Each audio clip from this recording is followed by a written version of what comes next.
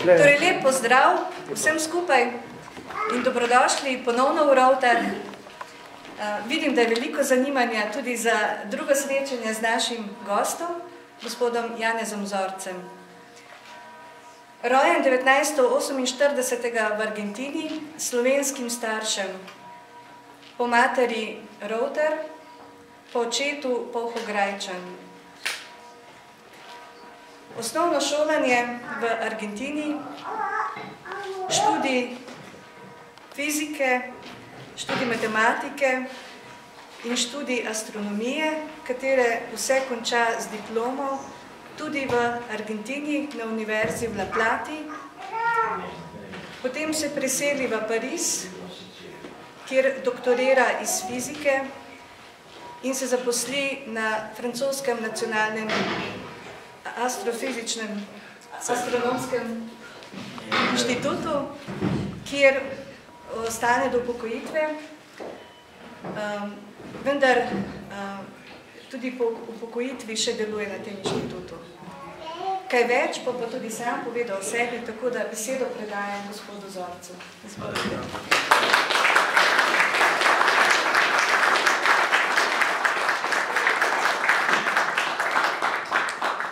Dobro večer in prav lepa hvala za vabilo, da se lahko oglasim tukaj, kjer je bila mama doma, in to je zame nekaj posebnega. Torej, ne vem, kako bi rekel, čist s posebnim občutkom se zdaj počutim, pa se bom mogel vzdramiti, da bom iz tega ven prišel in začel in zastavil predavanje. Se oproščam, ker je to predavanje, ne rečem improvizirano, ampak nepripravljeno, ker ko sem napisal ta govor, ki sem v nedeljo imel, ni bilo že več časa, da bi pripravil kaj boljšega. Skiciral bom mogoče nekatere poteze, v katerih se danes največ dela na astronomiji. Jaz sem namreč specializiran za zvezde, kako zvezde, kakšna evolucija zvezd, notranji ustroj zvezd, masivnih zvezd, to se pravi zvezde, ki imajo med 3 in 10 sončnih mas, torej tako da bi 10 sonc dali v eno, in so hitre vrtavke. Torej, tam so posebnosti, ki bi danes ne razlagal, bom šel po drugo temo, ki verjetno vsakega zanima, to je to vesolje, kaj nam to pomeni in kako to gledamo, kako to preučujemo.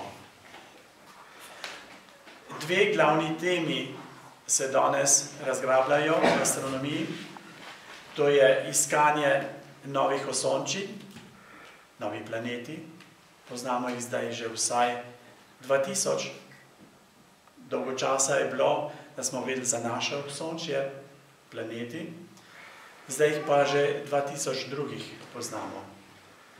Ključ tega je, se išče, če je možnost, da bi kje drugod še bilo kakšno življenje. Medtem pa seveda so razna vprašanja iz fizikalnega področja, fizična vprašanja, kako to, da so tako različni temu, ki ga imamo tukaj. Drugo tako važno vprašanje pa je, človek se vpraša, ta svet, na katerem živimo, odkot prihaja, odkdaj in kako bo to šlo naprej.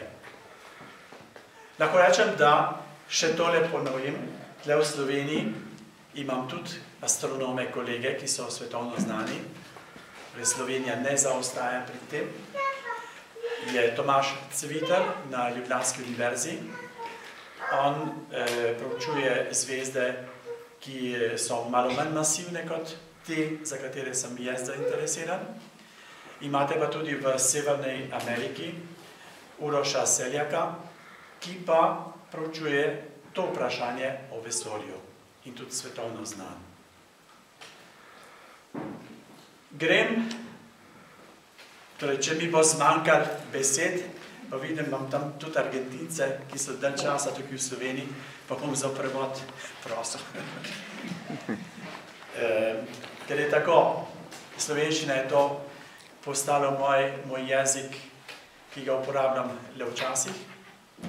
In terminologija, ki je tukaj noter, je zame tuja in se moram resnično vsakikrat posebej pripraviti in tisto ponoviti, da mi besede tečejo. Ko pridem na predavanje tukaj, pa ni bilo časa biti tazga naredil in si vede iz enega predavanja od drugega je mogoče 1 leto, 2 v slovenščini namreč in med tem pozabljam. Zdaj, grem na mlada leta, ko smo bili v Buenos Airesu, še pred šolsko dobo in se zatom uleževa tam na travo zunaj pred hišo, pa gledava zvezde. To je mogoče bilo nekako povod, da sem potem šel na astronomijo. Sicer to zvezde so bile moj prvi računalnik, se tam naučil šteti, računati. Potem pa pogledam nazaj, pa se mi zdi, tam v enem kraju, ki se v Argentini imenuje Churruca, svetile so samo zvezde, nobene luči nikjer, sred polja in je bila res tema, kar se pravi tema. In ko je bilo veliko zvezd, se skoraj opazil, da ko si šel z roko, takole je svetilo pod jesenca bila. Seveda tam gledamo Rimsko cesto, jo imamo pred očmi, veliko več zvezd, kot pa tukaj na severni polobli. Ampak vprašanje je to, če bi si človek zamislil, da je to vesolje neskončno v prostoru in tudi neskončno v času, od nekdaj, in da to je obljudeno zvezdami, zakaj je noč tako temna. Ker bi rekel, da je zvezd neskončno in od nekdaj. Potem takem bi morala obla biti popolnoma svetla. Vsaj na povprečje tako svetlo kot sonce in bi noč morala biti tako svetla kot dan, pa mogoče še bolj. Ker sonce je blizu, presveti vse ostalo, ampak po noč bi pa gledali, da bi celo nebo bilo napolnjeno zvezdami, nekatere bolj masivne, druge manj masivne, ampak povprečje bi bilo, recimo, sončna svetilnost pomnožena kar čez celo poloblo. In tam nastane prvo vprašanje v kozmologiji, kako je to mogoče. Temu se dejansko imenuje Olbersov paradoks, to je Švica. Bom dal odgovor, je dolg časa, je bilo to brez odgovora, je bilo treba, da pride relativnostna teorija in šele potem je prišel odgovor na to. Ampak, da dojamemo, kako je daljnosežno to vprašanje, zakaj noč ni svetla, ker bi morala biti tako svetla kot dan ali pa še bolj. Prvič, bomo dognali, da svet ni od nekdaj, ampak da je bil neki razvoj in pa da tudi zvezde, čeprav je vesolje neskončno, te tudi ne trajajo večno. S tem pa je tako, če se vesolje giblje, se bo gibalo mogoče na tak način, da svetloba, ki nastane nekoč pri eni zvezdi, se bo to vesolje tako širilo, da svetloba ne bo mogla do nas.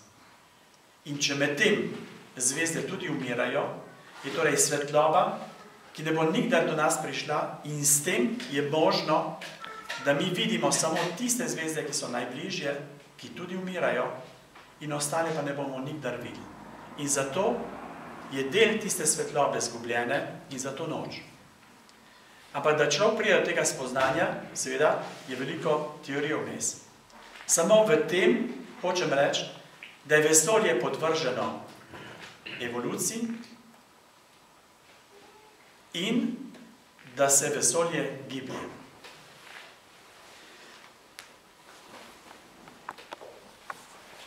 Zdaj pa, ko so se začeli zastavljati vprašanje, kako bi zdaj razgrabljali to, ko se še ni vedlo, ali se resnično vesolje giblje ali ne. Upoštevajmo, da pridemo do spoznanja, da zvezde nastanejo, svetijo nekaj časa in potem ugasnejo. Torej, ta štorija je dolga, ampak recimo, da je to, da nekoč ugasnejo. Torej, je tam že ena evolucija. Po drugi strani pa zdaj, da kakor mi gledamo to, se nam zdi, da je to stabilno, statično, da se ne premika. Človek nima občutka, da bi bilo ne vem kakšnega premikanja, torej se nam zdi, kot da to nekako obstoji tam, vsaj na velikih razdaljah, in da v premikanju ni nobene razlike. Vidimo sicer, to so spoznali že prvi astronomi, da so nekatere zvezde bolj, da se nekako premikajo. Sicer tisto niso zvezde, to so naši planeti, ki grejo vedno po istih poteh, po vsako leto zaznamo isto krožno pot, ostalo pa samo tam obstoji. In še celo Einstein, ko je zasnoval svojo splošno relativnostno teorijo, je vstal v svoje enačbe neko konstanto, o kateri bomo potem še govorili, da bi te enačbe predstavljale vesolje statično in negibljivo. Kar je sicer potem rekel, da to je bila ena njegovih večjih napak in danes tisto napako se popravlja in v tisti napaki se danes dobivajo največje vprašanja, ker tam vidimo, da poleg toliko razgrabljanja so vprašanja popolnoma postavljene na glavo. Torej, naše znanje je postavljeno na glavo. No, in kako se to proučuje? Zastaviti je treba neka načela, s katerimi potem razpolagamo vse skozi in od katerih se ne moremo ločiti. To so predpostavke in samo potem, ko bomo videli, kako se teorija razvija, ko bomo predvidevali mogoče kakšne pojave, ki jih bomo izmerili, bomo lahko zvedeli, če so naše predpostavke bile pravilne. Torej, zaenkrat, kar kaže, da je pravilno, je to, da bomo rekli, da je vesolje enakomerno v gostoti. Brez dvoma, na prvi pogled boste rekli, ni res. Tukaj je neka gostota, ki predstavlja toliko in toliko kilogramov, recimo, težnosti, potem ni nič, potem je to občestvo tukaj, potem spet nič, so drevesa, torej gostota ni enakomerna. Potem je spet Zemlja, atmosfera, zelo redka, Luna, sprav ni gostota enakomerno razporejena. Tudi ni, ko gledamo iz našega Osončja na galaksijo, pa spet ne iz naše galaksije do druge, ker je veliko mase, recimo pri nas, naša galaksija vsebuje približno 11 milijard zvezd, take kot Sonce, če bi rekel, da je na povprečje, potem pa skoraj nič, 2-3 atome na kubičen meter, pa spet druga galaksija, kakšne 2000 milijon let, svetlobnih let. Ampak, ko gledamo ne samo te dve galaksije, temveč jate galaksije na splošno in potem, ko gremo na 13 milijard svetlobnih let prostornine, pa vidimo, da več ali manj tista gobosta struktura predstavlja neko gostotno razporeditev, ki bi lahko rekli, da je to enakomerna. Vzemimo torej tisto kot prva hipoteza in bomo še rekli, da je to, da zakoni, ki veljajo tukaj na Zemlji, veljajo tudi toliko milijard svetlobnih let oddaljenih. Torej, kaj je svetlobno leto? To je razdalja, ki jo napravi svetloba s hitrostjo 300.000 km na sekundo. V eni sekundi svetloba prepotuje razdaljo med Zemljo in Luno, to je 1 sekunda. Predstavljajte se v 1 uri, koliko je lahko že daleč. Do Sonca je 8 minut pa nekaj. Do konca našega Osončja, 100.000 let do konca naše galaksije in tako naprej. Zdaj pa gremo, torej, tle bomo pa govorili o 13 milijard svetlobnih let potovanje, si predstavljati, kakšne dimenzije so to. Torej bomo rekli, da zakoni, ki jih tukaj poznamo, fizikalni, fizični, so veljavni tudi na onem koncu. Ampak bomo rekli, da veljajo v eno smer in v drugo. Zdaj pa tako, če je vesolje končno, da je nekod meja, pomeni, da tam tista naša predpostavka ni veljala. Ker bi veljali v eno smer, od zunaj, ko pa ni nič, pa bi navznotraj ne veljali. Ker iz nič v nekaj je že ena disimetrija, torej pomanjkanje simetrije. S tem, ko rečemo, da morajo biti veljavni povsod in na vse strani, to je predpostavka izotropije, že predpostavljamo, da mora biti vesolje neskončno. Torej, ni meja. Vesolje je čisto vse in pojem, da bi zunaj vesolja kaj bilo, je nespremljiv. Torej, vse, kar je v tem in zunaj tega ni ničesar. Torej, ničesar. Sploh ne pride v poštev, da bi lahko rekel, da je nekaj zunaj. Ker gremo na 13 milijard svetlobnih let, ki jih je svetloba lahko potovala od takrat, ko se je začel prvotni razmah, ampak na tisti meji gremo lahko še enkrat toliko in od tiste meje naprej še enkrat toliko in tako do nedogleda. Se pravi, nikdar ni nobenega konca. In vsekakor, ko bomo opisali enačbe, bomo govorili o odprtem vesolju ali zaključenem vesolju, pa istočasno neskončno. To bomo prišli na to. Torej, zdaj veljajo naši zakoni povsod in v vse smeri. Bomo pa rekli, da ta obstanek ga opisuje splošna relativnostna teorija. In kaj je to? Vzemimo teorija, ki je predhodna bila temu. To je Newtonova mehanika, ki pravi sledeče. Silo, najprej je masa, ona ima neko težnost in to povzroča silo. Se pravi, imamo eno maso tukaj, bomo dali drugo maso zraven in bo neka privlačnost med njima. Med njima bo neka sila in zaradi te sile bodo potem določene krožne poti lahko, kot recimo, da planeti gredo okrog Sonca, ker planet pa Sonce bosta vzpostavila silo med seboj in ker kroži bo centrifugalna sila in obe, ena tiši noter, druga ven, se vzpostavi eno ravnovesje in to obstane. Relativnostna teorija pa pravi drugače. Ni sile, ampak vse je geometrija. In v tej geometriji je pa treba upoštevati, kar ni upošteval Newton, da poleg prostora, to se pravi to, kar nam pride, da lahko rečemo v globino tja, v širino sem, višino gor, torej imamo do tega prostora en odnos in lahko rečemo, gledamo tja in sem, ne? Ampak je tudi čas v njem.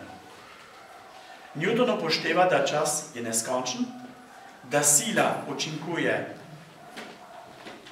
brezčasno, torej vzpostavi se med maso eno in drugo sila, ampak ne potrebuje, da prva masa pove drugi, zdaj gledam nate in potem una druga reagira. V relativnostni teoriji pa se govori zdaj, da je tudi čas, je treba upoštevati noter. In sicer zdaj govorimo v čas prostoru, ki pa nujno potrebuje 4 dimenzije. Torej imamo to, globino in pa tudi čas. Recimo, ko boste rekli, se dobimo tukaj, je nujno, da poveste kdaj. Ker se ne boste nikdar dobili.